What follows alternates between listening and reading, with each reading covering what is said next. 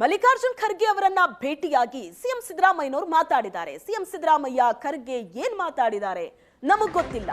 ಈ ವಿಷಯದಲ್ಲಿ ಹೈಕಮಾಂಡ್ ಏನ್ ನಿರ್ಣಯ ತೆಗೆದುಕೊಳ್ಳುತ್ತೋ ಅದೇ ಅಂತಿಮ ನಿರ್ಣಯ ಅಂತ ಕೈಪಡೆ ಕೇಳ್ತಾ ಇರೋದು.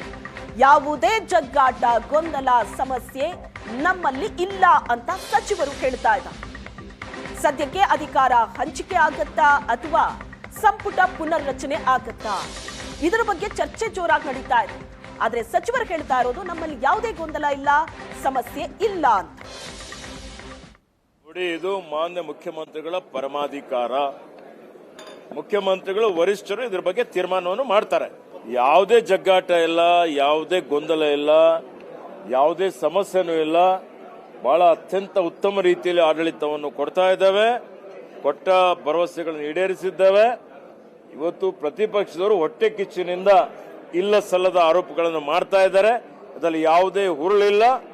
ಇವೆಲ್ಲ ಏನು ಊಹಾಪೋಹಗಳಿದೆ ಅವೆಲ್ಲ ಅಪ್ರಸ್ತುತ ಅನ್ನುವಂತ ಮಾತನ್ನು ಹೇಳಿಕೆ ಬಯಸ್ತೇನೆ. ನೋಡಿ, ಇದು ಅಲ್ಲ, ನಾನಿನ್ನೂ ಮುಖ್ಯಮಂತ್ರಿಗಳ ಜೊತೆ ಮಾತಾಡಿಲ್ಲ. ನಾನು ನಿಮಗೆ ಕೇಳ್ತೀನಿ, ಏನು ಸ್ವಾಮಿ ಏನು ಮಾಡ್ಕೊಂಡ್ ಬಂದ್ರಿ ಅಂತ. ಅದನ್ನ ಕೇಳಿ ತಿಳ್ಕೊಂಡು ಆಮೇಲೆ ನಿಮ್ಗೆ ಹೇಳ್ತೀನಿ. ಏನು ಸಿಗದೇ ಇರೋದು ನೋಡಿದ್ರೆ ಬೇರೆ ಏನಾದರೂ ಚರ್ಚೆ ಮಾಡೋ ಪ್ರಯತ್ನದಲ್ಲಿ ಇದೆಯಾ ಸರ್ ಹೈಕಮಾಂಡ್? ಅಲ್ಲ, ನಾನು ಮುಖ್ಯಮಂತ್ರಿಗಳ ಜೊತೆ ಮಾತಾಡಿದ ಮೇಲೆ ವಿಷಯ ಗೊತ್ತಾಗುತ್ತೆ ಅಲ್ವಾ. ಮಾತಾಡ್ದೇನೆ ಹೇಳ್ಬಿಟ್ರೆ ಸರಿ ಇರಲ್ಲ. ಅದಕ್ಕೆ ನಾನು ಮಾತಾಡ್ತೀನಿ. ಯಾರು? ಅಲ್ಲ, ಗೊತ್ತಿಲ್ಲ. ನಿಮ್ಗೆ ಹೇಳಿದ್ರ? ಅಲ್ಲಪ್ಪ, ನಮಗೇನು ಗೊತ್ತಿಲ್ಲ. ನಿಮ್ಗೇನಾರು ಎಕ್ಸ್ಟ್ರಾ ನ್ಯೂಸ್ ಸಿಕ್ಕಿದ್ರೆ ಹೇಳಿ. ನಮಗೆ ಗೊತ್ತಿರೋದು ಇಷ್ಟೇ. ಅವರು ಮೀಟ್ ಮಾಡಿದ್ದಾರೆ. ರಾಹುಲ್ ಗಾಂಧಿ ಅವ್ರನ್ನೂ ಭೇಟಿ ಮಾಡಿದರು ಕಳೆದ ಸರಿ. ಈ ಬಾರಿ ಖರ್ಗೆ ಸಾಹೇಬ್ರನ್ನ ಭೇಟಿ ಮಾಡಿದ್ದಾರೆ.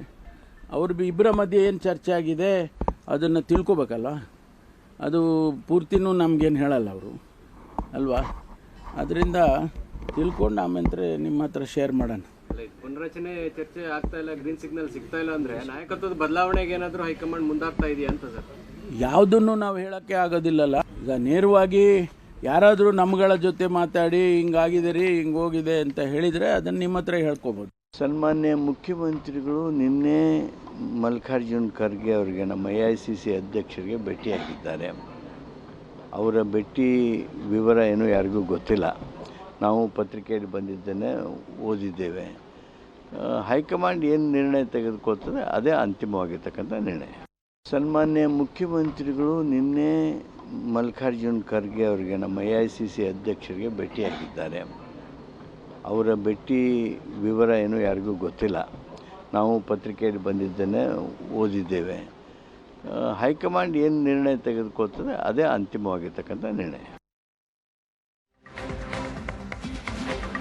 ಸಚಿವ ಸಂಪುಟದ ಪುನರ್ರಚನೆ ವೇಳೆ ನನ್ನನ್ನ ಪರಿಗಣಿಸ್ತಾರೆ, CM DCM ಇಬ್ಬರೂ ನನ್ನನ್ನ ಪರಿಗಣಿಸ್ತಾರೆ ಅನ್ನೋ ವಿಶ್ವಾಸ ಇದೆ ಅಂತ ಏಷ್ಯಾನೆಟ್ ಸುವರ್ಣ ನ್ಯೂಸ್ಗೆ ಶಾಸಕ HC ಬಾಲಕೃಷ್ಣ ಹೇಳಿಕೆ ನೀಡಿದ್ದಾರೆ.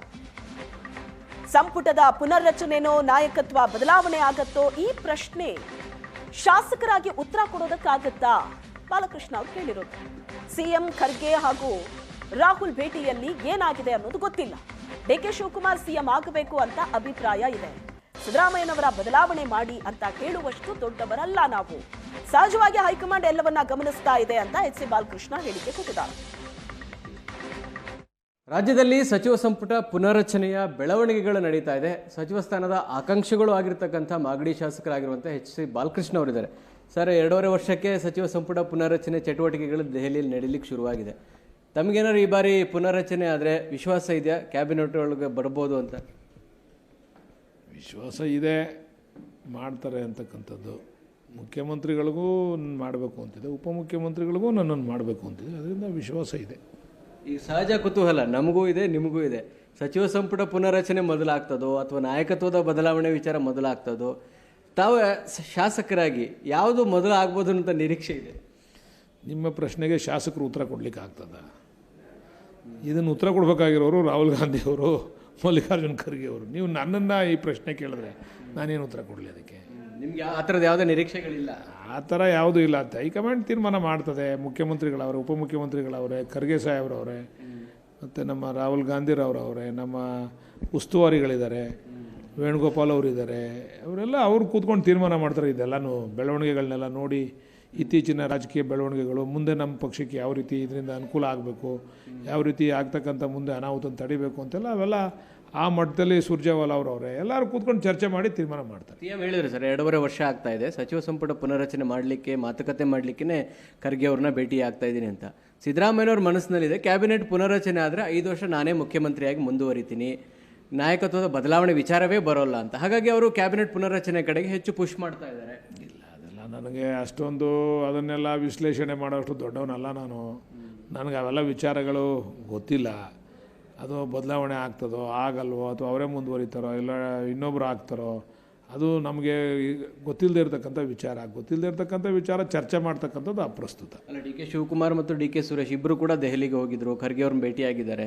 DK ಸುರೇಶ್ 1-to-1 ಮುಖ್ಯಮಂತ್ರಿಗಳ ಜೊತೆಗೂ ಕೂಡ ಮಾತುಕತೆಯನ್ನು ನಡೆಸಿದ್ದಾರೆ. ಸೊ ಈ ಬೆಳವಣಿಗೆಗಳು ನಾಯಕತ್ವದ ಬದಲಾವಣೆ ವಿಚಾರದ ಮುನ್ಸೂಚನೆಗಳ? ನಾನಿವತ್ತು DK ಸುರೇಶ್ ಅವ್ರು ಸಿಗ್ತಾರೆ, ಕೇಳ್ತೀನಿ ಬಿಡಿ.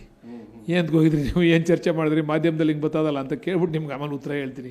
ಅವ್ರು ಏನು ಚರ್ಚೆ ಮಾಡಿದ್ರು ಏನು ಅದನ್ನೆಲ್ಲ ನಮ್ಮ ಹತ್ರ ಚರ್ಚೆ ಮಾಡಲ್ಲ. 2028ಕ್ಕೆ ಮತ್ತೆ ಕಾಂಗ್ರೆಸ್ ಸರ್ಕಾರ ಅಧಿಕಾರಕ್ಕೆ ತರಬೇಕು ಅಂತ ಇದ್ದಾರೆ ಎಲ್ಲ ಶಾಸಕರು, ಸಚಿವರು ಎಲ್ಲ. DK ಶಿವಕುಮಾರ್ ಮುಖ್ಯಮಂತ್ರಿ ಆಗದೇ ಇದ್ರೆ 2028ಕ್ಕೆ ಅಧಿಕಾರಕ್ಕೆ ಬರ್ಲಿಕ್ಕೆ ಸಾಧ್ಯ ಇದೆಯಾ? ಹೆಂಗೆ ಅದು ಅವ್ರಾಗದೇ ಸಾಧ್ಯನೇ ಇಲ್ಲ ಅಂತ ನೀವು ಹೇಳೋದು? ಹೆಂಗೆ ಅಧಿಕಾರಕ್ಕೆ ಬರುತ್ತೆ ಅನ್ನೋ ಪ್ರಶ್ನೆ. ಹೆಂಗೆ, ಏನು ತೊಂದರೆ ಏನು? ಅಲ್ಲ, ಒಕ್ಕಲಿಗರು DK ಶಿವಕುಮಾರ್ ಪರವಾಗಿ ಅಥವಾ ಕಾಂಗ್ರೆಸ್ ಪರವಾಗಿ ಹೆಚ್ಚು ಮತ ಚಲಾವಣೆ ಮಾಡಿದ್ದೆ ಅವರು ನಮ್ಮವರೊಬ್ಬರು ಮುಖ್ಯಮಂತ್ರಿ ಆಗ್ತಾರೆ ಅಂತ. ಈಗ 2.5 ವರ್ಷಕ್ಕೂ ಅವ್ರು ಆಗದೇ ಇದ್ದರೆ ಮುಂದಿನ ಚುನಾವಣೆಯಲ್ಲಿ ನಿಮ್ಗೆ ಕಷ್ಟ ಆಗಲ್ವಾ? ಅದೆಲ್ಲ ಅಷ್ಟು ನಾನು ಹೇಳಿಲ್ವಾ, ಅದನ್ನು ವಿಶ್ಲೇಷಣೆ ಮಾಡೋಷ್ಟು ದೊಡ್ಡವನಲ್ಲ ನಾನು, ಅದನ್ನು ಹೇಳೋಷ್ಟು ದೊಡ್ಡವನಲ್ಲ ನಾನು. ನನಗೆ ಮೀರಿದಂಥ ವಿಚಾರಗಳಿವೆಲ್ಲ, ಅದರಿಂದ ನನ್ನನ್ನು ಈ ಪ್ರಶ್ನೆಗಳನ್ನ ಕೇಳೋದು ಅಪ್ರಸ್ತುತ.